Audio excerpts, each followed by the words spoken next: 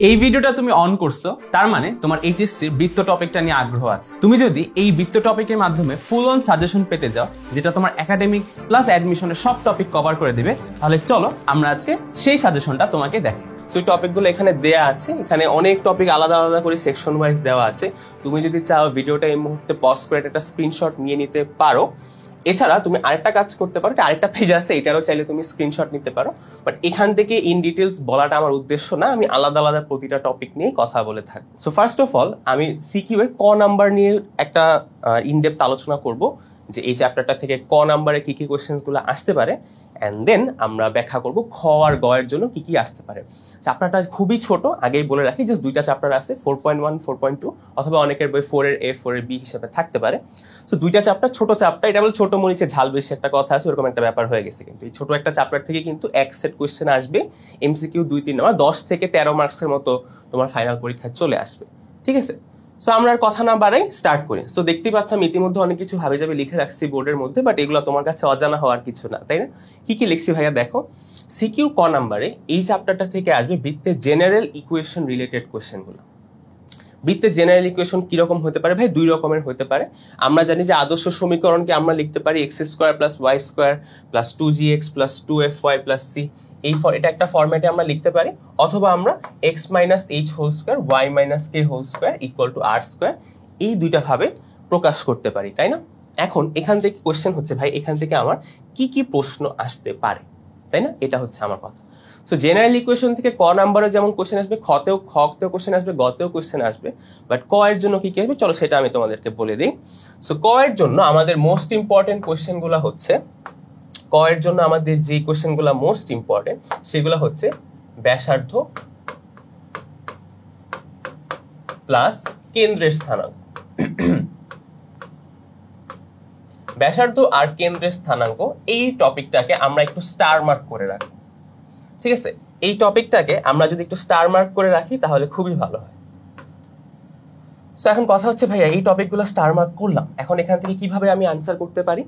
যদি তোমার বৃত্তের ইকুয়েশনটা তুমি এইভাবে বানাও, বা তোমার কোশ্চেনের উদ্দীপকে এই ফরম্যাটে দেওয়া থাকে, দুইটা ফরম্যাট, ঠিক আছে, দুইটা বৃত্তের ইকুয়েশন মিন করে, যদি এই ফরম্যাটে থাকে তাহলে কিন্তু বৃত্তের কেন্দ্রের স্থানাঙ্ক বের করা খুবই সিম্পল, তাই না?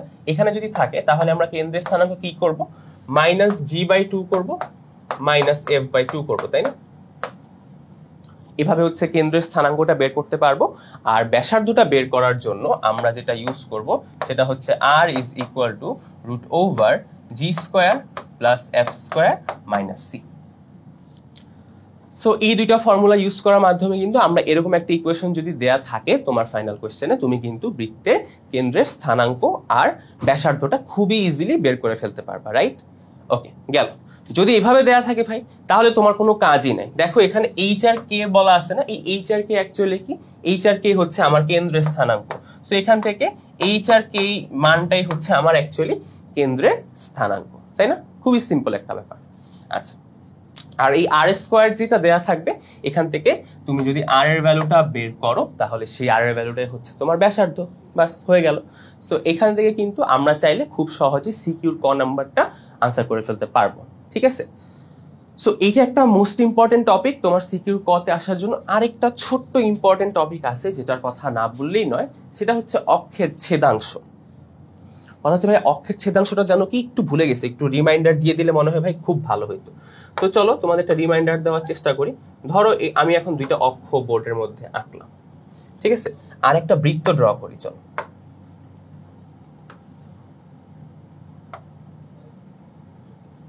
ঠিক আছে, একটা বৃত্ত ড্র করলাম। এখন খেয়াল করো, এই বৃত্তটা আমি যদি অক্ষগুলাকে একটু চিহ্নিত করে দিই, এটা হচ্ছে আমাদের এক্স অক্ষ, পজিটিভ এক্স অক্ষ, এটা হচ্ছে আমাদের পজিটিভ ওয়াই অক্ষ। এখন খেয়াল করো, এই পজিটিভ এক্স অক্ষে এই বৃত্তটা কিছু অংশ কেটে নিচ্ছে, রাইট? এই যে এই অঞ্চলটা কেটে নিচ্ছে, তাই না? মানে কাটছে, সোজা কথা, ছেদ করছে, এজন্যই বলে ছেদাংশ, কতটুকু অক্ষ থেকে ছেদ করছে। আর এই অংশটা হচ্ছে ওয়াই অক্ষ, এই বৃত্তটার মধ্যে ছেদ করছে, তাই না? ওয়াই অক্ষটা এই বৃত্তের মধ্যে এতটুকু অংশ কেটে ফেলছে, সোজা কথা। এটা যেটা রুটির মধ্যে চিন্তা করো, রুটির এইটুকু কাটছে ওয়াই অক্ষ, এইটুকু কাটছে হচ্ছে আমার এক্স অক্ষ, তাই না? সো এইটুকু অংশের ভ্যালু তুমি যদি বের করতে চাও, বের করাটা খুবই ইজি। সেটা হচ্ছে যদি এক্স অক্ষে ছেদাংশের পরিমাণ বের করতে বলে সেটা বের করবা 2√g² - c দ্বারা, আর যদি ওয়াই অক্ষ থেকে করতে বলে তাহলে 2√f² - c। এই দুইটা ফর্মুলা ইউজ করার মাধ্যমে তুমি কিন্তু খুব সহজে ছেদাংশের পরিমাণটা বের করে ফেলতে পারবে। এখন এখানে একটা রিমাইন্ডার দিই, যখন তুমি ছেদাংশের পরিমাণটা বের করবা সাথে একক কথাটা অবশ্যই লিখবা, ঠিক আছে? অনেক সময় টিচার একটু খুঁতখুঁতে হলে এই একক কথাটা না দেখলে মার্কস কেটে দিতে পারে। হাফ মার্ক 1 মার্ক যদি কেটে দেয় খুবই কষ্ট লাগবে, তাই না? একটা ইজি একটা ম্যাথে যদি মার্কস কাটা যায়, তাই না? খুবই কষ্টের ব্যাপার হবে। সো ছেদাংশের পরিমাণটা আমরা কিন্তু এই দুইটা ফর্মুলা ইউজ করার মাধ্যমে বের করব, ঠিক আছে? ওকে, সো তুমি যদি এই দুইটা টপিকের মধ্যে মোটামুটি একটা আয়ত্ত করে ফেলতে পারো তাহলে কিন্তু দেখা যাবে যে তোমার সিকিউ এর ক খুব ইজিলি আনসার হয়ে যাবে। এরপরেও আমরা বিভিন্ন টপিকে যাব, ওখান থেকেও সিকিউর ক নাম্বার আসতে পারে, বাট এই দুইটা হচ্ছে মোটামুটি হট টপিক বলতে পারো। হ্যাঁ, এখান থেকে সবচেয়ে বেশি সিকিউর ক নাম্বার কোশ্চেন্স গুলো আসে। এরপরেও আমরা যে টপিকগুলো দেখবো ওখান থেকেও সিকিউর ক আসতে পারে, বাট ওখান থেকে একটু ইজিয়ার ভার্সনটা আসবে। যেমন আমরা সিকিউর খ আর গ এর জন্য কিন্তু বৃত্তের ইকুয়েশন থেকেই স্টার্ট করতেছি। বাট দেখো এখানে আমি ব্র্যাকেটে লিখে রাখছি বড় ম্যাথ। বড় ম্যাথ দ্বারা ভাইয়া কি বুঝাইতেছি, যখন আমরা ক নাম্বারের জন্য আনসার করতেছি তখন কিন্তু বড় ম্যাথ আসবে না, ওখান থেকে জাস্ট ইকুয়েশন বানাইতে বলবে অথবা ইকুয়েশন করার জন্য সাফিসিয়েন্ট ডেটা দিয়ে দিবে। ওই ডেটা দেখে আমার ইকুয়েশনটা বানাইতে হবে। ইকুয়েশনটা বানানো হয়ে গেলে আমি কিন্তু সেখান থেকে খুব সহজে কেন্দ্রের স্থানাঙ্কগুলো আর ব্যাসার্ধগুলো বের করে নিতে পারবো, আর অক্ষের ছেদাংশ যদি বের করতে বলে বের করতে পারবো। বাট এখানে বৃত্তের ইকুয়েশনটা একটু বড় ম্যাথ হবে, কারণ এখানে হয়তো ইকুয়েশনটা বের করার জন্য আমার কিছু কাঠখড় পোড়াইতে হবে, ঠিক আছে? মানে এখানে এত ইজিয়ার হবে না যতটা ক নাম্বার বা ক নাম্বারের জন্য আর কি ইজি ছিল। সো বৃত্তের ইকুয়েশন থেকে আমি বেশ কিছু টপিক ভাগ করে দিচ্ছি এখানে তোমাদের জন্য, প্রতিটা নিয়েই আমরা একটা ব্রিফ ডিসকাশনে যাব, ঠিক আছে? সো আগেই বলে রাখতেছি আমাদের আজকের ক্লাসটা কিন্তু তোমার একটা প্রবলেম সলভিং ক্লাস না, এটা একটা গাইডলাইন ক্লাস। মানে আমি তোমাকে গাইডলাইন দেওয়ার চেষ্টা করতেছি যে কোন কোন টপিকগুলো পড়ে গেলে তোমার এইচএসসিতে এক সেট সিকিউ তুমি শিওরলি আনসার করতে পারবে, এমসিকিউ গুলো ভালো মতো আনসার করতে পারবে যদি তুমি এই টপিকের কনসেপ্টগুলো একদম 100% ক্লিয়ার থাকো। ব্যাসের প্রান্তবিন্দু, এখন চিন্তা করো যদি আমাকে এরকম একটা বৃত্ত দেওয়া থাকে যার দুইটার ব্যাসের প্রান্তবিন্দুর কথা বলে আছে। ব্যাসের প্রান্তবিন্দুগুলো কি, যদি ধরো ভাই একটা র্যান্ডম বৃত্ত আঁকলাম, এই বৃত্তের অনেকগুলা ব্যাস আছে, তাই না? তো ধরলাম আমরা এই বৃত্তের এটা একটা ব্যাস, বড় হয়ে গেছে, তাই না? মোটামুটি ধরা যায় এটা হচ্ছে আমাদের একটা ব্যাস। হ্যাঁ, এখন এই ব্যাসের দুইটা প্রান্ত আছে, তাই না? প্রান্ত মানে কি দুই মাথা, সোজা কথা। তো ধরলাম এই ব্যাসের এই মাথার স্থানাঙ্ক হচ্ছে x1, y1, আর এই মাথার স্থানাঙ্ক হচ্ছে x2, y2, ঠিক আছে? তো যদি তোমার কাছে এরকম দুইটা ব্যাসের প্রান্তবিন্দু জানা থাকে, কোশ্চেনে দেয়া থাকে, বা তুমি ধরো কোনো একটা মাধ্যমে বের করছো, সো ওইখান থেকে তুমি কিন্তু খুব সহজে একটা বৃত্তের ইকুয়েশন ডিরাইভ করতে পারো, যেটা অ্যাকচুয়ালি আমরা অনেকে জানি, যেটা আমরা বলি খলিফার উপপাদ্য। সো খলিফার উপপাদ্য, খলিফা কিন্তু খুব সুন্দর একটা উপপাদ্য বানিয়ে দিয়ে গেছে আমাদের জন্য, যে ভাই তোমার কাছে দুইটা প্রান্ত আছে, খলিফা বলছে এখান থেকে বৃত্তের ইকুয়েশন বের করা একদম এরকম একটা ব্যাপার, বুঝছো? তো এরকম একটা ব্যাপার আমি কিভাবে বের করতে পারবো, দেখো খলিফার উপপাদ্যটা যদি আমি তোমাকে এক লাইনে লিখি, যে তুমি যদি দুইটা প্রান্ত বিন্দু জেনে থাকো একটা বৃত্তের, তাহলে খুব সহজে সেই বৃত্তের ইকুয়েশন বের করতে পারবা। ইকুয়েশনটা হবে x - x1 into x - x2 plus y - y1 into y - y2 equal to 0. So ভাই লোক, বোন লোক, বাচ্চা লোক, যেটাই থেকে থাকো এতক্ষণ পর্যন্ত ক্লাসে আসো, তাদেরকে বলি, দেখো তুমি যদি দুইটা বিন্দু জেনে থাকো যারা হচ্ছে একটা বৃত্তের ব্যাসের প্রান্তবিন্দু, যে কোনো ব্যাস হতে পারে, ব্যাস তো এখানে কোটি কোটি ব্যাস আছে, তাই না? প্রান্তবিন্দু তো এখানে হাজার হাজার লক্ষাধিক প্রান্তবিন্দু পাবো। যাই হোক, যদি যে কোনো দুইটা তুমি জেনে থাকো তাহলে কিন্তু তুমি একটা বৃত্তের সমীকরণ খুব সহজে বের করে ফেলতে পারবা এই খলিফার উপপাদ্যটা ইউজ করার মাধ্যমে, যেটা হচ্ছে x - x1 into x - x2 plus y - y1 into y - y2 equal to 0। So খেয়াল করো এখানে আমরা x1, এখানে একটু খেয়াল করো, x1 আর x2 এর ভ্যালুটা আমাদের জানা থাকবে, ওটা আমরা বসায় দিব। y1 আর y2 এর ভ্যালুটাও কিন্তু আমাদের জানা থাকবে, আমরা কিন্তু ওখান থেকে সুন্দর মতো ভ্যালুটা বের করতে পারবো, তাই না?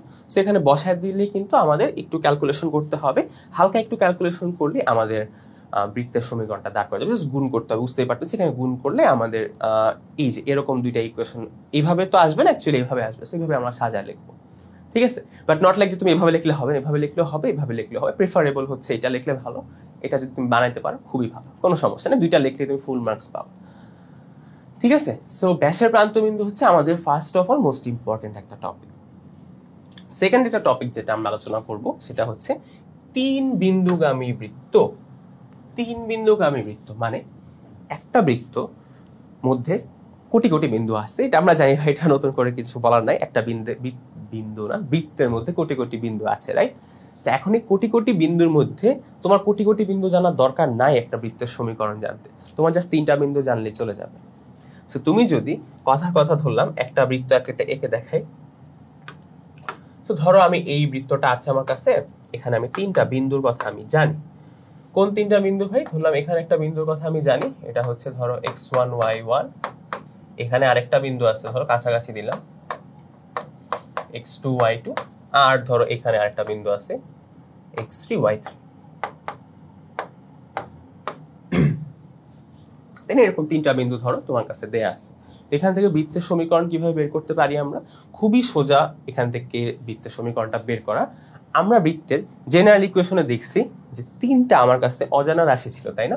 ফার্স্ট ইকুয়েশনটার কথা বলতেছি যে x² plus y² plus 2gx plus 2fy plus c equal to 0, তাই না? এটা হচ্ছিল আমাদের বৃত্তের একটা আদর্শ সমীকরণ। এখন তুমি খেয়াল করো, এই যে আদর্শ সমীকরণটা, এই সমীকরণে অজানা রাশি কতগুলো আছে? এটা যেহেতু একটা সমীকরণ, এক্স আর ওয়াই তো থাকবে, তাই না? তুমি যখন ফাইনালি সমীকরণটা বের করবা এক্স আর ওয়াই কিন্তু থাকবে। তাহলে ভাইয়া এখান থেকে কি কি মান আমার বের করা লাগবে যদি আমি সমীকরণটা বের করতে চাই? তুমি খুব সহজেই বলতে পারবা যে ভাইয়া আমি চাইলে জি এর মানটা, এফ এর মানটা আর সি এর মানটা যদি বের করতে পারি তাহলে কিন্তু আমার বৃত্তের ইকুয়েশনটা আমি দাঁড়া করায় ফেলতে পারবো, তাই না? জি এফ সি এর ভ্যালুটা যদি আমি বের করতে পারি। এখন চিন্তা করো, এখানে অজানা রাশি আমার বের করা লাগবে 3টা, তাই না? বিন্দু কয়টা আছে ভাইয়া? 3টা বিন্দুই আছে। তো তুমি এই বিন্দুটা দিয়ে এই সমীকরণটাকে কি সিদ্ধ করতে পারবা না? কেন ভাই? কারণ আমি যদি মনে করি এই বৃত্তের সমীকরণ হচ্ছে এইটা, তাহলে এই বিন্দুটা যেহেতু এই বৃত্তের উপর অবস্থান করতেছে, তাহলে এই বিন্দু দ্বারা এই বৃত্তের সমীকরণটা অবশ্যই সিদ্ধ হবে। অর্থাৎ এই x1 y1 বিন্দুটাকে আমি এই x আর y এর জায়গায় বসায় দিতে পারবো, পারবো না? পারবো। 3টা বিন্দু হয়তো ভ্যালু দেওয়া থাকবে, তো যাই হোক ভ্যালুগুলা বসাইলে এটা জি এফ সি যুক্ত একটা রাশি তৈরি হবে, তাই না? 3 চলক বিশিষ্ট একটা রাশি। সেম ভাবে আমি কিন্তু বলতে পারি, খেয়াল করো, সেম ভাবে ভাইয়া বলতে পারবো যে ভাই এই সমীকরণটা তো x2 y2 দ্বারাও সিদ্ধ হবে, তাই না? সো এই সমীকরণটা ওই বিন্দুটা দ্বারাও সিদ্ধ হবে।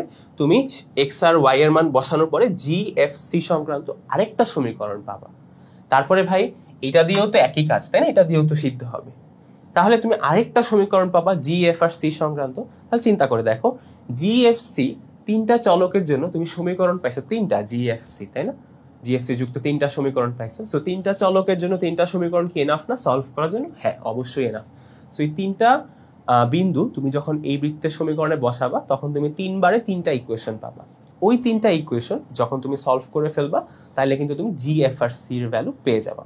সো এখানে একটা হিন্ট বলে রাখি, তুমি যখন 3টা সমীকরণ বের করলা তুমি জাস্ট সুন্দর করে লিখবা যে 1, 2 ও 3 নং সমীকরণ সমাধান করে পাই। 1, 2 ও 3 নং সমীকরণ সমাধান করে পাই। হ্যাঁ, এখানে আমি অ্যাকচুয়ালি লিখছি সমাধান করে পাই, যারা দেখতে পারতেছে না তাদের চোখে সমস্যা আছে, বুঝছি, এখানে আমি সুন্দর করে লিখছি 1, 2 ও 3 নং সমীকরণ সমাধান করে পাই।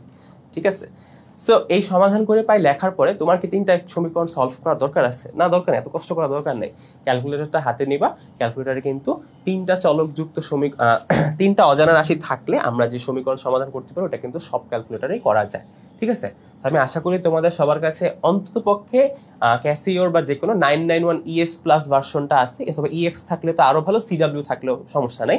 ওরকম মানে অ্যাটলিস্ট মডার্ন ক্যালকুলেটর আছে, 100 MS ওরকম ক্যালকুলেটর নাই, ওখানে হয়তো সলভ করা যাইলেও যাইতে পারে, বাট আশা করবো যে ইন্টারে যেহেতু উঠছো, সামনে অ্যাডমিশন পরীক্ষা দিবে, একটু ভালো ক্যালকুলেটর আছে।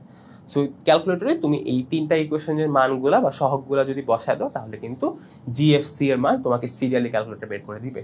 সো তোমার কিন্তু আবারও বলতেছি সলভ করার কোনো দরকার নাই, তুমি জাস্ট লিখবা 1, 2, 3 নং সমীকরণ সমাধান করে পাই, লেখার পরে ক্যালকুলেটর থেকে ভ্যালুগুলা বের করে জিএফসি এর মানগুলা লিখবা। এরপর সেই জিএফসির ভ্যালুগুলো তুমি এই যে ইকুয়েশনটা ধরছো এখানে যদি বসায় দাও তাহলে কিন্তু তোমার বৃত্তের সমীকরণটা চলে আসবে। ক্লিয়ার? ওকে, আশা করি তুমি এইটুকু পর্যন্ত সবকিছু বুঝতে পারছো। সো এই দুইটা টপিক খুবই সোজা, তাই না? বিন্দু দেওয়া থাকতেছে, আমরা বিন্দুগুলা বসাইলে কিন্তু সমীকরণ বের হয়ে যাচ্ছে। ওকে, সো এখন আমরা নেক্সট টপিকটায় চলে আসি, যেটা বলতেছে বৃত্তের কেন্দ্র যদি এক্স অক্ষে অবস্থান করে অথবা বৃত্তের কেন্দ্র যদি ওয়াই অক্ষে অবস্থান করে। আমরা এখন এই টপিকটা বোঝার চেষ্টা করি। সো আমরা একটা বৃত্ত নিলাম, আগে আমরা অক্ষগুলো আঁকি যেহেতু আমাদের এখানে কেন্দ্রের ব্যাপার, অক্ষের সাথে ব্যাপার স্যাপার আছে। আমরা ফার্স্টে বললাম যে একটা বৃত্তের কেন্দ্র কোথায় অবস্থান করতে পারে, ধরলাম এটা কথার কথা এক্স অক্ষে অবস্থান করতেছে। সো আমরা একটা বৃত্ত আঁকলাম,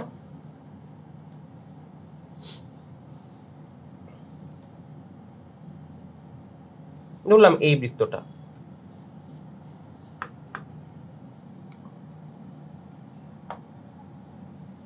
দেখো এই একটা বৃত্ত আমি আঁকছি, এই বৃত্তের কেন্দ্রটা কোন অক্ষে অবস্থান করতেছে? তুমি বলো ভাইয়া এটা তো খুবই সিম্পল, এই বৃত্তের কেন্দ্রটা হচ্ছে এক্স অক্ষে অবস্থান করতেছে, তাই না? সো একটা কথা চিন্তা করে দেখো, একটা বৃত্তের কেন্দ্র যদি এক্স অক্ষে অবস্থান করে থাকে তাহলে কিন্তু আমি এর স্থানাঙ্কটা খুব সহজে বের করে ফেলতে পারবো, তাই না? মনে করো আমাদের বৃত্তের একটা ইকুয়েশন ছিল x minus H whole square plus y minus কে হোল স্কোয়ার, তাই না? মানে এইচ কে ছিল কেন্দ্রের স্থানাঙ্ক। সো এই বৃত্তের কেন্দ্রের স্থানাঙ্ক যদি এইচ কমা কে হয় তাহলে কিন্তু আমি এখান থেকে খুব সহজে একটা বিন্দুর মান আমি জানি, তাই না? এইচ আর কে এর মধ্যে আমি কিন্তু একটা ভ্যালু জানি। যেহেতু এটা এক্স অক্ষের উপর অবস্থান করতেছে তাহলে কিন্তু এই বৃত্তটার কি শূন্য, খেয়াল করে দেখো তো, এটা যেহেতু এক্স অক্ষের উপর অবস্থান করতেছে তার মানে এর মধ্যে ওয়াই অক্ষের কোনো ভ্যালু নাই, তাই না? ওয়াই অক্ষের কোনো ভ্যালু নাই অর্থ কি মিন করতেছে যে এইটা কোটির ভ্যালু 0, তার মানে এই বৃত্তের কেন্দ্রের স্থানাঙ্ক হচ্ছে এইচ কমা 0, তাই না? এইচ কমা 0। তাহলে এখন চিন্তা করো, যদি এই বৃত্তের কেন্দ্রটা এক্স অক্ষের উপর অবস্থান করে থাকে তাহলে এর স্থানাঙ্ক কিন্তু আমি অলরেডি অর্ধেক জেনে ফেলছি, তাই না? যে কেন্দ্রের স্থানাঙ্ক হচ্ছে এইচ কমা 0। এখন মনে আছে আমরা যে কেন্দ্রের স্থানাঙ্ক যখন শুরুতে বের করতেছিলাম মেইন ইকুয়েশনে জি আর এফ এর সাথে যে একটা সম্পর্ক বের করছিলাম, যে আমরা বলতেছিলাম যে ভাই মাইনাস এফ বাই 2 করলেই তুমি হচ্ছে কেন্দ্রের স্থানাঙ্ক পাবা, তাই না? আসলে স্থানাঙ্কগুলো কি ছিল চলো তোমাদের একটু রিমাইন্ডার দিয়ে আসি। যে আমরা যদি জি বাই 2 মাইনাস জি বাই 2 করি তাহলে কিন্তু আমরা এইচ কে পাবো, তাই না? কেন্দ্রের স্থানাঙ্ক। আবার মাইনাস এফ বাই 2 যদি করি তাহলে আমরা কে কে পাবো, কেন্দ্রের স্থানাঙ্কের কোটির ভ্যালুটা। তো এখন চিন্তা করো, যেহেতু এই সমীকরণটাতে কে এর মান 0 হয়ে গেছে, যেহেতু কে এর মান 0 হয়ে গেছে তাহলে আমরা বলতে পারবো না যে মাইনাস এফ বাই 2 এর ভ্যালুও 0 হয়ে গেছে।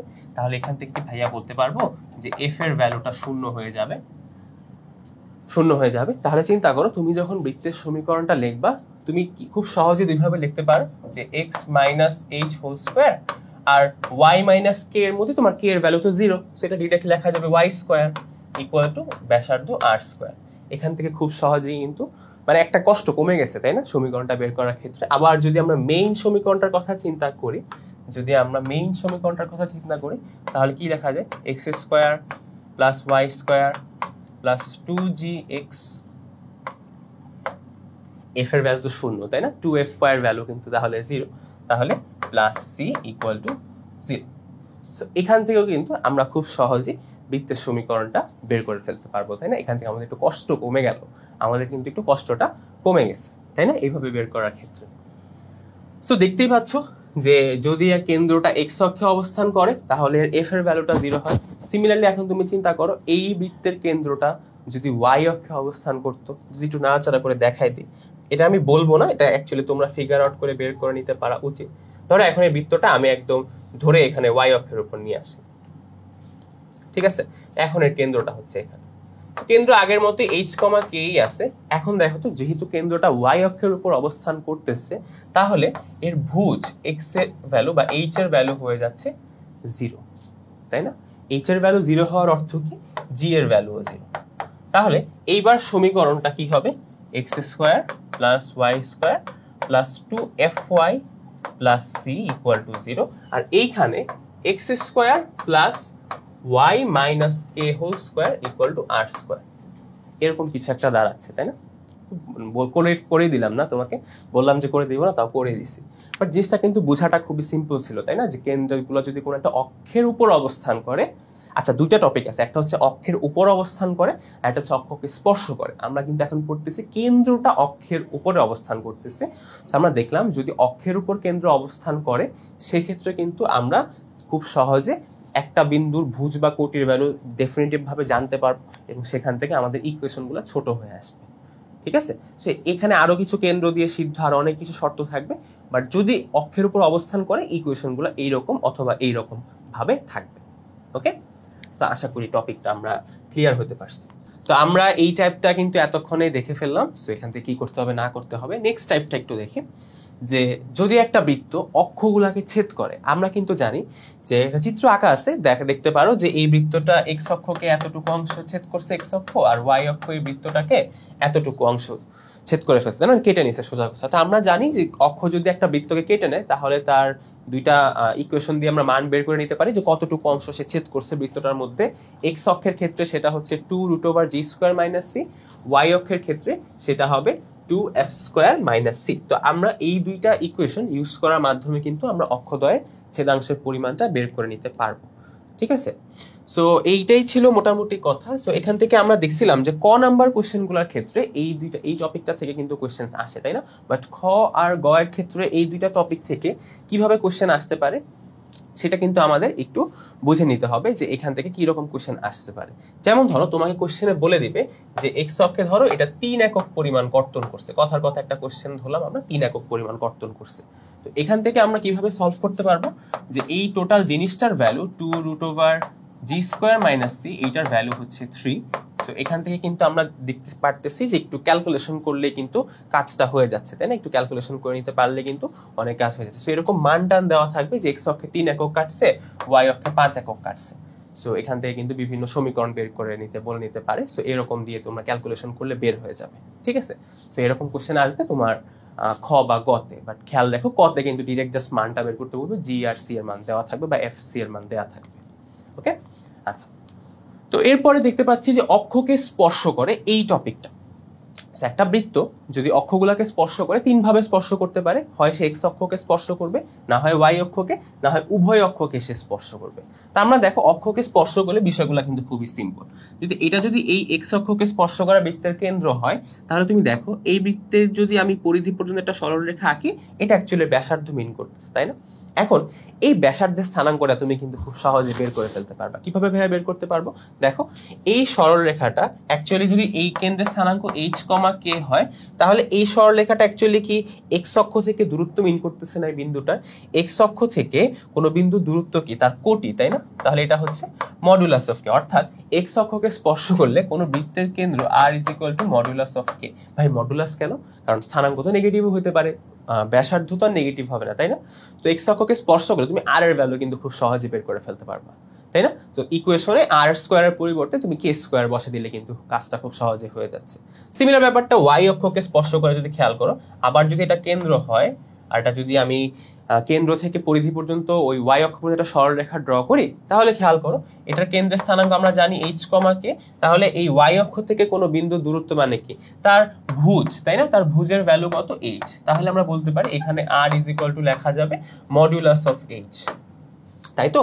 আবার ওইখানে খেয়াল করো যদি সেটা উভয় অক্ষকে স্পর্শ করে, তাহলে দেখো উভয় অক্ষকে স্পর্শ করতে আমরা বুঝাই যাচ্ছে যে এখান থেকে এই ভ্যালুটা যা হবে এই ভ্যালুটাও কিন্তু তাই হবে, তাই না? মানে এইচ আর কে এর ভ্যালু কিন্তু এখানে সেম থাকা লাগবে যদি সেটা উভয় অক্ষকে স্পর্শ করে ফেলে, তাই না? উভয় অক্ষকে স্পর্শ করলে কিন্তু বিষয়টা সেরকম দাঁড়ায় যাইতেছে। ঠিক আছে? সো আমরা আশা করি যে এইখান থেকে আমরা যদি কোশ্চেনগুলো এসে থাকে, যদি আমাদের এই টপিক থেকে কোশ্চেন আসে, আমরা খুব ইজিলি আনসার করতে পারবো যে একটা অক্ষকে স্পর্শ করলো, দুই অক্ষকে স্পর্শ করলো বা উভয় অক্ষকে স্পর্শ করলো। এখান থেকে কিন্তু টপিকগুলো আমরা ব্যাসার্ধের ভ্যালুগুলো দেখে খুব সহজে কিন্তু মানগুলো বের করে ফেলতে পারবো। ঠিক আছে? ওকে, তাহলে আমরা আশা করি বুঝতে পারলাম সমীকরণে জাস্ট ব্যাসার্ধের ভ্যালুটা ওই স্থানাঙ্ক দেখে বসে দিলে কিন্তু হয়ে যায়। মানে আমার বেসিক্যালি এরকম শর্তগুলো দেওয়া থাকলে একটা করে কন্ডিশন কমে যায় অক্ষকে স্পর্শ করলে, তাই না? যে এখানে যেমন আমরা একটা চলকের ভ্যালু কমে গেল, আর এর ভ্যালুটা h দিয়ে কাজ হয়ে যাচ্ছে, এখানে আর এর ভ্যালুটা k দিয়ে কাজ হয়ে যাচ্ছে, এরকম আর কি। যাই হোক, আমরা এর পরে যদি যাই যে অক্ষকে স্পর্শ এবং দুই বিন্দুগামী, চিন্তা করো বিন্দুটা অক্ষকে স্পর্শ করছে মূল বিন্দুতে, এটা একটা স্পেশাল টাইপ, এখানে বলা আছে অক্ষকে সে মূল বিন্দুতে স্পর্শ করবে। আমি একটা এক্সাম্পল দিচ্ছি, আর এটা তোমরা হয়তো বুঝে নিতে পারবা। যেমন এই বৃত্তটার কথা চিন্তা করো, এটা এক্স অক্ষকে মূল বিন্দুতে স্পর্শ করছে, তাই না? মূল বিন্দুতে স্পর্শ করার কারণে এর কিন্তু একটা ব্যাপার হচ্ছে যে এর কিন্তু এক্স অক্ষে কোনো ছেদাংশ রয় নাই, না, এক্স অক্ষে ছেদকৃত অংশ নাই। তো যেহেতু ছেদকৃত অংশ নাই, তো ছেদকৃত অংশের পরিমাণ কত হবে? 2√g² - c, এটার ভ্যালু 0 হবে। কারণ ভাই যদি সে এক্স অক্ষকে মূল বিন্দুতে স্পর্শ করে তার অর্থ তো সে এক্স অক্ষ থেকে কোনো অংশ কেটে নিতে পারে না, তাই না? কেটে নিতে যদি না পারে তাহলে 2√g² - c এর ভ্যালু 0 হবে, g² = c হবে। আবার তুমি এখান থেকে বলতে পারো না যেহেতু ছেদ করে নেয় নাই তাহলে g² = c = 0 হবে, বলা যায় না, যেহেতু কোনো অংশ সে কাটতে পারে না। সিমিলার ভাবে সে যদি এই বৃত্তটার কথার কথা যেটা হাতে একটা এঁকে দেখায়, যদি এরকম হতো যে বৃত্তটা y অক্ষকে মূল বিন্দুতে স্পর্শ করছে, তাহলে ভাইয়া কি হইতো? তাহলে জাস্ট জিনিসটা এরকম হইতো যে f² = c = 0, তাই না? এটা খুব সহজে কিন্তু আমরা বুঝে নিতে পারতেছি যেহেতু সে কোনো অংশ ছেদ করতে পারে না। ওকে, তো এখান থেকে আমরা ইকুয়েশনগুলো দাঁড় করায় ম্যাথগুলো সলভ করে নিতে পারবো, ঠিক আছে? সো বেসিক কনসেপ্ট কিন্তু এটা, যদি অক্ষগুলাকে মূল বিন্দুতে স্পর্শ করে। আর দুই বিন্দুগামী হইলে ইকুয়েশন থেকে তো আমার দুইটা ছলক কমে গেল, দুইটা বিন্দু বসায় দিলে কিন্তু তোমার খুব সহজে ইকুয়েশনগুলো বের হয়ে যাবে, ঠিক আছে? অলরাইট, তাহলে এখন খেয়াল করো আরেকটা জিনিস দেখি, যে কেন্দ্র ইন এ সরলরেখা, তাই না? মানে বৃত্তের কেন্দ্রটা যদি একটা সরলরেখার মধ্যে অবস্থান করে, বৃত্তের কেন্দ্রটা যদি একটা সরলরেখার মধ্যে অবস্থান করে তাহলে কি হয়? এই কেন্দ্রটা যদি h, k হয় আর এই সরলরেখার সমীকরণটা যদি x + by + c = 0 হয়, তুমি খেয়াল করো h আর k যদি তুমি এই সরলরেখার সমীকরণে বসায় দাও কি হবে? কেন বসাই দিব ভাই? কারণ এই সরলরেখার উপরে এই কেন্দ্র অবস্থান করতেছে, তাই না? মানে এই কেন্দ্র দ্বারা এই সরলরেখার সমীকরণটা সিদ্ধ হবে। তাহলে তুমি কিন্তু এটা লিখতে পারবা যে ah + bk + c = 0। সো এরকম একটা ইকুয়েশন পাবা, এখান থেকে তুমি সলভ করলে বা বিভিন্ন জায়গায় ইউজ করে কিন্তু আমরা বৃত্তের সমীকরণে কাজে লাগাতে পারবো, ঠিক আছে? মানে একটা এক্সট্রা একটা ইকুয়েশন দেবে। সোজা কথা, একটা সরলরেখা যদি একটা বৃত্তের কেন্দ্র দিয়ে পাস করে তাহলে তুমি একটা এক্সট্রা ইকুয়েশন পাবা ম্যাথে ক্যালকুলেশন করার ক্ষেত্রে, ঠিক আছে? জাস্ট খুবই ইজি কনসেপ্ট, যে বিন্দুটা থাকে দুটো দ্বারা সিদ্ধ হবে, এই হচ্ছে কথা। সো এটা আশা করি আমরা বুঝতে পারলাম, আশা করি এটা সবচেয়ে ইজি ছিল, তাই না? এটা কেন্দ্র দিয়ে গেলে সিদ্ধ হবে, এটা তেমন কি ছিল। আমরা প্রায় শেষের দিকে চলে আসছি, আর দুই একটা কনসেপ্ট আছে। যেমন এখানে বলা আছে একটা রেখা ক্রস বৃত্তে ছেদ বিন্দুগামী বৃত্ত, মানে জিনিসটা কি দাঁড়াইলো এখানে, যে একটা বৃত্ত এমন যদি হয় সে আরেকটা বৃত্ত আর রেখার ছেদবিন্দু, মানে এই যে ছেদবিন্দুগুলো, এই ছেদবিন্দুটা এই বৃত্তটার রেখার ছেদবিন্দু, এই ছেদবিন্দুগুলো দিয়ে যদি থার্ড একটা বৃত্ত পাস করে, আঁকাটা কি ভালো হইলো? এই তো হয়ে গেছে। মানে আমার এই সবুজ বৃত্তটা দেখো, এই বৃত্ত আর এই সরল রেখার ছেদবিন্দুগুলা দিয়ে সে কিন্তু পাস করছে, তাই না? তাহলে এই বৃত্তটার ইকুয়েশন আমরা যদি বের করতে চাই খুবই সোজা। যেমন এই বৃত্তটা, মানে আমাদের যে বৃত্ত আর সরলরেখার ছেদবিন্দু দিয়ে নতুন বৃত্তটা পাস করছে, ওগুলোর ইকুয়েশন যদি এরকম দুইটা হয় তাহলে কিন্তু খুবই সোজা এটার ইকুয়েশন বের করা। ইকুয়েশনটা কি হবে? ইকুয়েশনটা যদি আমি অন্য একটা কালি দিয়ে দেখাই তাহলে সেটা হবে x² + y² + 2gx + 2fy + c। এটা হচ্ছে আমার এই বৃত্তটার সমীকরণ, আর এই যে সরলরেখাটার এই সমীকরণটা জাস্ট খুব সিম্পল, প্লাস k × সরলরেখার সমীকরণ।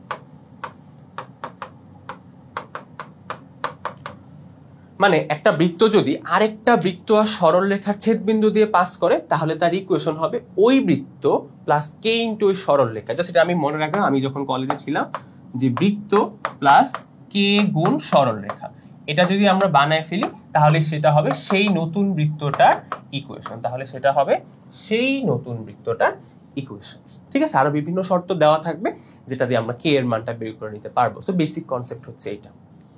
এরপরে আমাদের আর একটা ছোট ছোট দুইটা টপিক আছে, এটা দেখলেই মোটামুটি বৃত্ত কিন্তু আমাদের কভার হয়ে যাবে। মানে এই টপিকটা খুবই সিম্পল। দুইটা বৃত্ত যদি পরস্পরকে বহিঃস্পর্শ করে তাহলে তাদের কেন্দ্রদ্বয়ের মধ্যবর্তী দূরত্ব আমরা কিভাবে বের করতে পারি? যদি এটার কেন্দ্রের স্থানাঙ্ক আমরা জানি ধরলাম c1, এটার কেন্দ্রের স্থানাঙ্ক আমরা যদি জানি c2, এবং এই দুইটা বৃত্ত যদি পরস্পর বহিস্থভাবে স্পর্শ করে তাহলে তাদের মধ্যবর্তী দূরত্বটা আমি বের করতে পারি কিভাবে? যদি c1 c2 তাদের মধ্যবর্তী দূরত্ব হয় আর এরা যদি বহিস্থভাবে স্পর্শ করে তাহলে সেটা হবে r1 + r2। আর যদি এরা অন্তস্থভাবে স্পর্শ করে তাহলে কি হবে? এইটার ব্যাসার্ধ তো ধরলাম এইটুকু, এই ছোটটার ব্যাসার্ধ হচ্ছে এইটুকু, তাহলে এখান থেকে আমরা কিভাবে এদের মধ্যবর্তী দূরত্ব বের করব?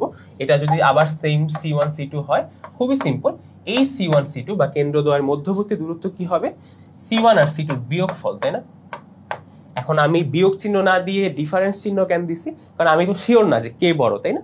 সো আমরা এরকম ম্যাথের ক্ষেত্রে ডিফারেন্স চিহ্ন ব্যবহার করবো রাদার দেন মাইনাস চিহ্ন ব্যবহার করা, ঠিক আছে? সো বহিঃস্পর্শ করলে দুইটা ব্যাসার্ধ যোগ করে দিব, অন্তঃস্পর্শ করলে দুইটার ব্যবধান বা বিয়োগফলটা নিব। সো সবসময় পজিটিভ আনসার নিতে হবে, কারণ দূরত্ব তো বুঝতেই পারতেছি, দূরত্ব সবসময় পজিটিভ হবে। সো আমাদের লাস্ট যে টপিকটা, যে স্পর্শক হওয়ার শর্তটা, এটা খুবই সিম্পল, বাট এটা আমাদের অনেক বেশি পরীক্ষায় আসে, এজন্য এটা কিন্তু স্টার্ট দেওয়া একটা টপিক।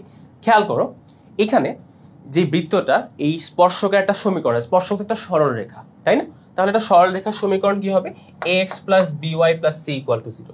এই স্পর্শকের উপর তুমি যদি বৃত্তের কেন্দ্র থেকে একটা সরল রেখা আঁকো, সেটা তোমার কি হওয়া উচিত?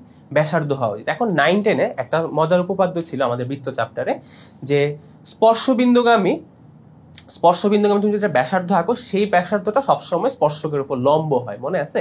আশা করি মনে আছে। তার মানে এই সরলরেখাটার উপর, এই সরলরেখাটা কি অ্যাকচুয়ালি লম্ব, তাই না? তাহলে এই লম্ব দূরত্বটা আমরা কিভাবে বের করতে পারবো? খুব সহজে কিন্তু এই লম্ব দূরত্বটা আমরা বের করতে পারি। কিভাবে বের করব? খেয়াল করো, আমরা জানি সরলরেখা চ্যাপ্টার থেকে শিখছি, কোনো বিন্দু থেকে কোনো সরলরেখার উপর তুমি যদি লম্ব দূরত্ব নির্ণয় করতে চাও, তাহলে সেটা কিন্তু যেটা ফর্মুলা আছে, তাই না? ফর্মুলাটা কি ছিল? এই যে সরলরেখাটা ax plus by plus c, এই সরলরেখার সমীকরণে তুমি কি করবা? এই যে কেন্দ্রের স্থানাঙ্কগুলো আছে x আর y, সেগুলো তুমি খুব সিম্পলি এই x আর y এর জায়গায় বসায় দিবা। সো দেখো, এটা দাঁড়াবে ax1 প্লাস by1, আর c যেটা ছিল সেটাই থাকবে, divided by √a square plus b square. এটা করলেই কিন্তু তুমি এই কেন্দ্র থেকে স্পর্শকের উপর দূরত্বটা পাবা, যেটা অ্যাকচুয়ালি তোমার বৃত্তের ব্যাসার্ধ, ঠিক আছে? সো একটা সরলরেখা বৃত্তের স্পর্শক হওয়ার জন্য তার ব্যাসার্ধর যে ভ্যালুটা, সেটা এই স্পর্শবিন্দু থেকে কেন্দ্রের দূরত্বের সমান আসাটা কিন্তু খুবই জরুরি, না হলে কিন্তু সে স্পর্শক হবে না। সো এই কন্ডিশনটা থেকে অনেক কোয়েশ্চেন্স কিন্তু তোমার ফাইনাল পরীক্ষা বা এইচএসসি পরীক্ষা বলো চলে আসবে। সো এই ছিল মোটামুটি র্যাপ আপ আমাদের বৃত্ত টপিকটা নিয়ে। সো এই কয়টা টপিকের উপর ভাই আমরা যদি আয়ত্ত আনতে পারি, তাহলে কিন্তু বৃত্ত আশা করি খুব একটা কঠিন লাগবে না, তাই না? সো অনেক কিছু আমরা করছি। সো আশা করি এই ভিডিওটা তোমার অনেক কাজে লাগছে। সো যারা এইচএসসি 25 ব্যাচের আছে, তাদের জন্য অনেক অনেক শুভকামনা। তারা কিন্তু সামনে পরীক্ষা দিবা, টেস্ট পরীক্ষা বলো, ফার্স্ট ইয়ার ফাইনাল, যে কোনো অনেক রকম পরীক্ষা দিবা। সো আশা করি তোমাদের এই ভিডিওটা অনেক অনেক কাজে দিবে, বৃত্ত বেশি বেশি আমরা সলভ করবো। ঠিক আছে? আসসালামু আলাইকুম।